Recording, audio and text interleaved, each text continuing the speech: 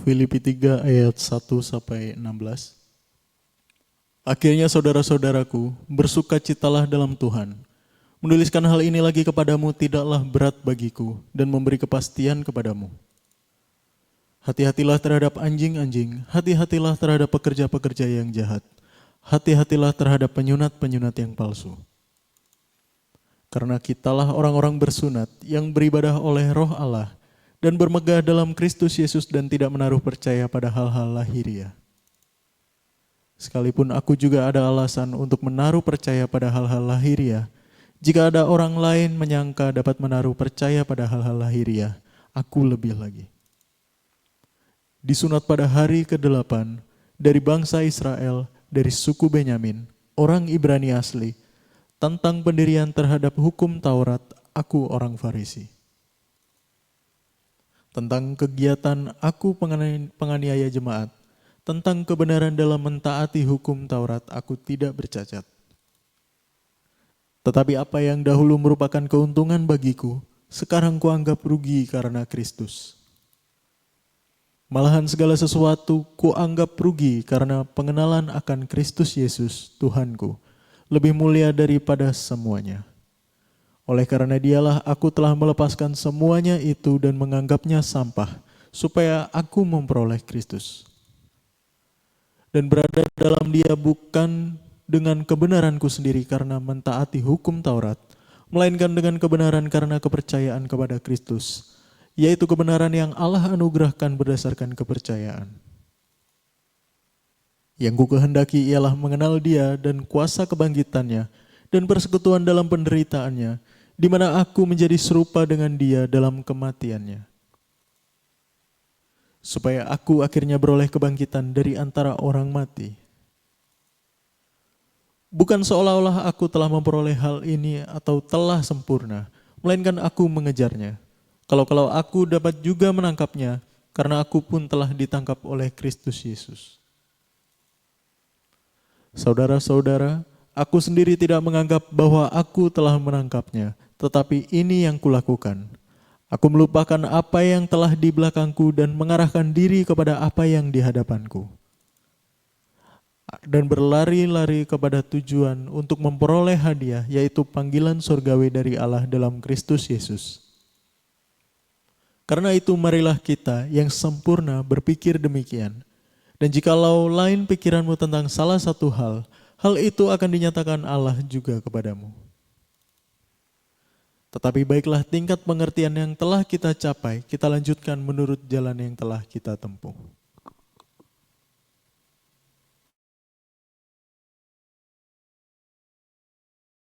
Semua, selamat malam. Ya, kita akan melanjutkan pembahasan firman di Filipi 3 yang sudah dibacakan oleh Saudara Ferdi. Kalau semalam saya sempat membahas banyak hal ya sebenarnya.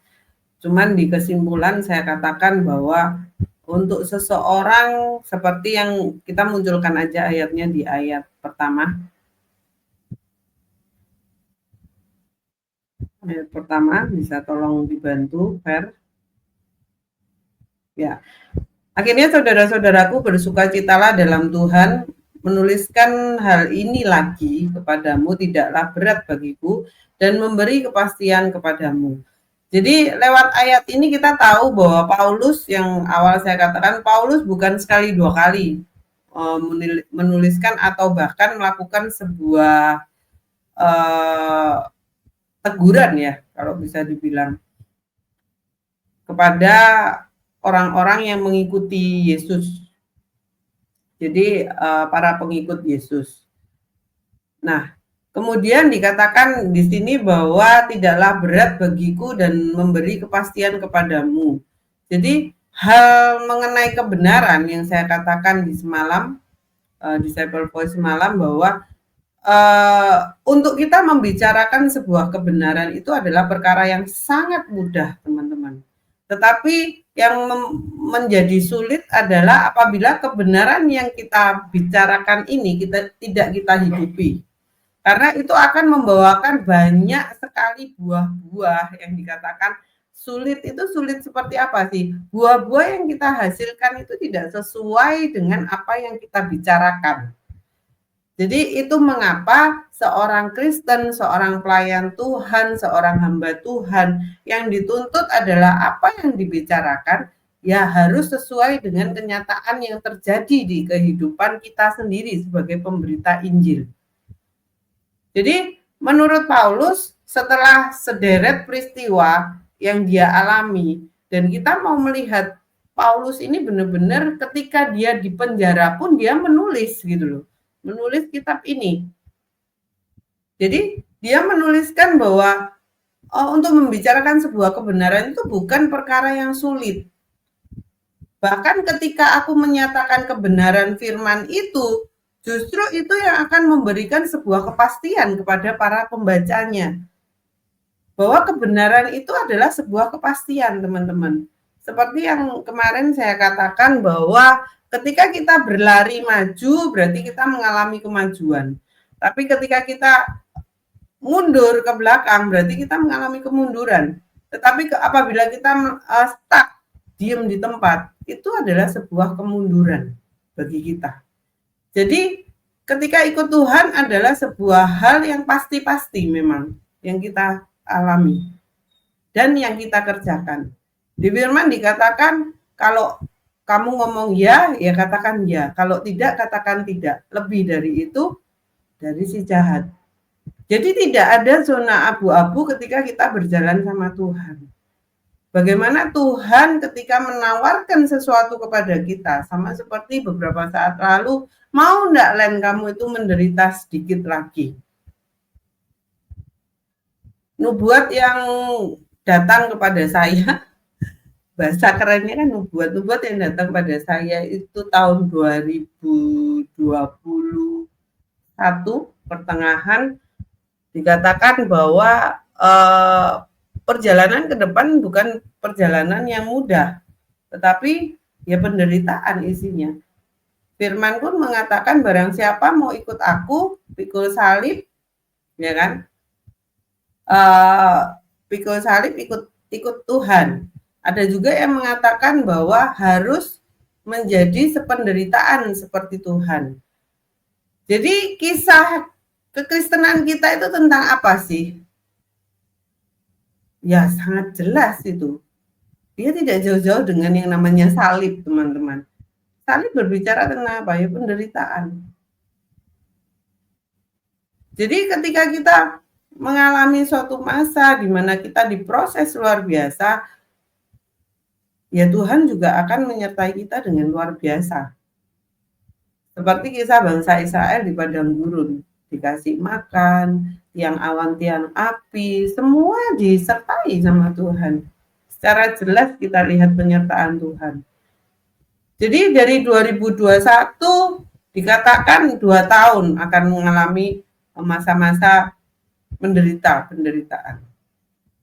Kok rasanya ini sudah jalan tahun ketiga ya Tuhan? Kok belum berhenti gitu kan? Malah yang disodorkan mau enggak sedikit lagi menderita. Loh, itu pilihan di tangan kita.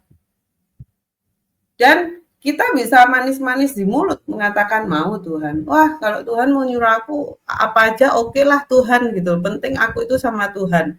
Mulut bisa berkata seperti itu. Tapi hati siapa yang dapat menilai?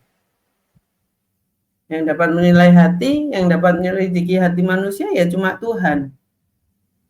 Tapi itulah yang diperhadapkan pada malam hari ini oleh Paulus ketika dia menulis tidaklah berat bagiku.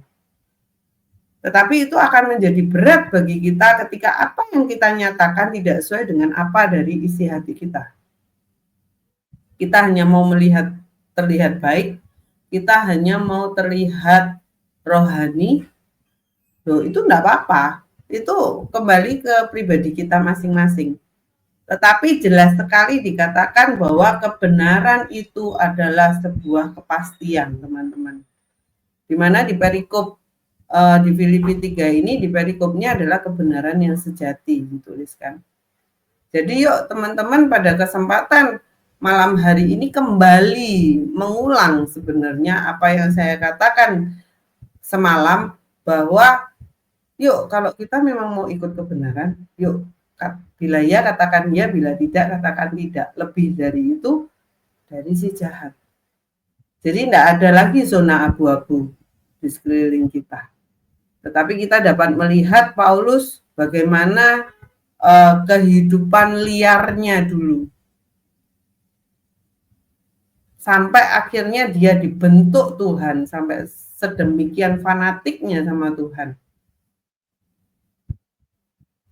Sampai habis-habisan sama Tuhan. Kurang menderita apa si Paulus? Sampai titik pun dia dapat mengatakan bahwa aku rasul yang ke-13. Tak ada yang mengangkat dia. Tapi dia berani menyatakan itu. Karena apa? Dia tahu jelas, teman-teman.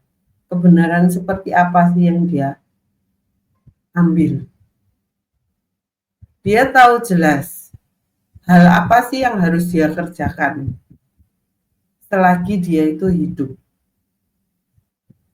Ya, pertanyaan pada malam hari ini buat kita semua, saat kita melakukan kebenaran, apa sih tujuan kita melakukan kebenaran itu? Saat kita itu melakukan seluruh perintah Tuhan, apa sih tujuan utama kita mengerjakannya? Apakah memang kita menyadari bahwa kita itu berasalnya dari Tuhan? Apakah kita itu memang menyadari, kalau bahasa kerennya yang hari-hari ini saya dengar dari rekan pelayanan, bagaimana kita mengagumi seseorang yang kalau bisa dibilang itu tidak ada matinya kalau berbicara tentang Tuhan. Tidak ada mati surutnya ketika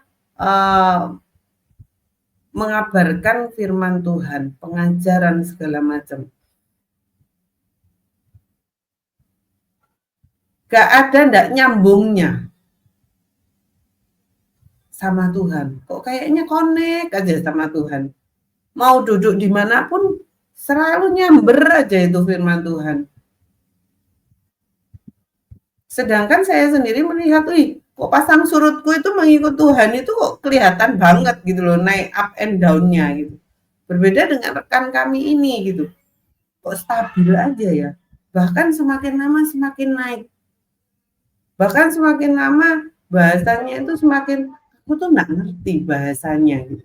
Harus benar-benar merenungi dulu, memahami setiap kata-kata yang diberitakan, baru aku tuh mengerti. Loh, bukankah itu sebuah kemunduran? Loh, kenapa tapi rekan ini kok bisa seperti itu ya gitu loh. Jawabannya cuma satu ketika kami semua itu menanyakan itu. Karena dia tahu bahwa posisinya itu begitu jatuh cintanya dia ini sama Tuhan. Jadi apapun yang dia kerjakan, dia tahu tujuannya itu apa. Dia tahu di dalam hatinya dia itu apa, hidupnya dia itu sepenuhnya itu apa, itu dia mengerti banget gitu. Ya itulah orang-orang yang mengerti kebenaran. Itulah orang-orang yang mengerti yang namanya kebenaran yang sejati. Tidak ada matinya, teman-teman. Tidak ada yang namanya mati langkah, tidak ada yang mati semangat. Sesuatu yang padam di dalam dirinya itu tidak ada sama sekali. Sama seperti Paulus. Bahkan nanti akan kita bahas di esok hari bagaimana kerasnya, bagaimana beraninya seorang Paulus menyatakan sebuah kebenaran itu. Jadi teman-teman, ketika kita mengikuti kebenaran itu, ketika kita tahu tujuan kita itu apa, keinginan kita itu apa, pentingnya sebuah kejujuran itu seperti apa ketika kita datang sama Tuhan, maka kita tahu bahwa kebenaran itu tidak akan menggoyahkan kita.